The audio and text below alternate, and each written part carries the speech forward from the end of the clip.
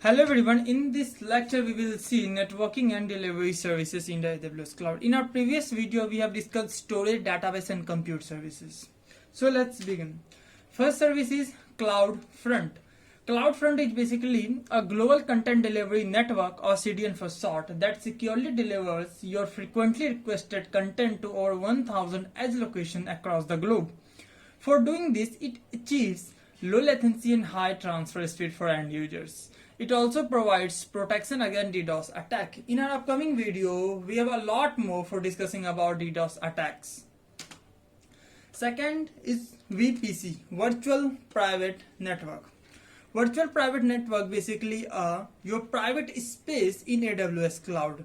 Like you have built a home, your own home in AWS cloud. Means nobody have right that enter into your house without your permission. If they want to enter it, they have to be your permission, and until unless you provide the permission to them, only in that case they can enter it into your house. Similarly, VPC, Virtual Private Network, provisions a logically isolated section of the AWS cloud. One can launch AWS resources in that virtual network that you define. This is basically your own personal private space within the AWS cloud. Nobody can enter it unless you allow them to enter it. Third service is AWS Direct Connect. It is high-speed dedicated network connected to AWS. Enterprises can use it to establish a private connection to the AWS cloud in situation where a standard internet connection will not be adequate. It means sometimes internet is not working so properly as they required in big companies and big enterprises. In that case, enterprises establish a private connection to the AWS cloud, so that if the condition of internet is not so good, in that case they can work easily and sufficiently. So that kind of service can help the enterprises in that manner. Fourth service is Elastic Load Balancer, ELB for short. It is one of the most important networking and delivery service. It automatically distributes incoming traffic for your application across multiple EC2 instances and also in multiple availability zones. So if one availability zone goes down, the traffic will still go to the other availability zone and your application will continue to deliver response to request. It also allows you to achieve high availability and fault tolerance by distributing traffic evenly among those instances. It can also bypass unhealthy instance. Like we understand it, like you have launched 3 to 4 EC2 instances and your website is getting famous and you are getting a very large amount of the request and you have to respond it. Elastic Load Balancer automatically distribute all the requests to among all 4 or 5 EC2 instances like you defined.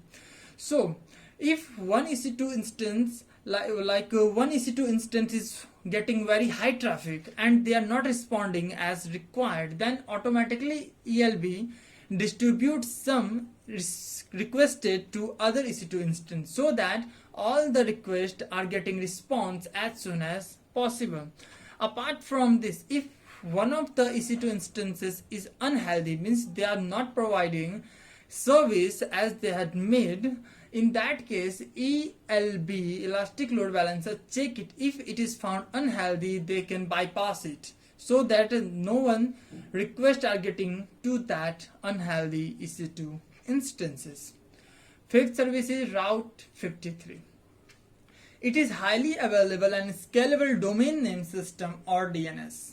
Means if you want to buy domain name, then you can use Route 53. Apart from purchasing domain name, there are many use cases over there. Like you have to define many security purpose so that your account, your domain name cannot be hacked. No one can access it from multiple resources. It can handle direct traffic for your domain name and direct that traffic to your backend web servers. Last service is API Gateway. API Gateway is a fully managed service that makes it easy for developer to create and deploy secure application programming interface or APIs at any scale. In our upcoming video, we will see many concepts related to API calls, how we can call a API, what basically API calls are. It handles all of the tasks involved in the accepting and processing up to hundreds of thousands of concurrent API calls. It is a serverless service as we have defined many times. As such, you don't need to worry about the underlying infrastructure. AWS does everything for you. So these are all the main networking and content delivery services in the AWS cloud. So if you think this video is really informative for you, please like, comment, share and subscribe my channel. Thank you.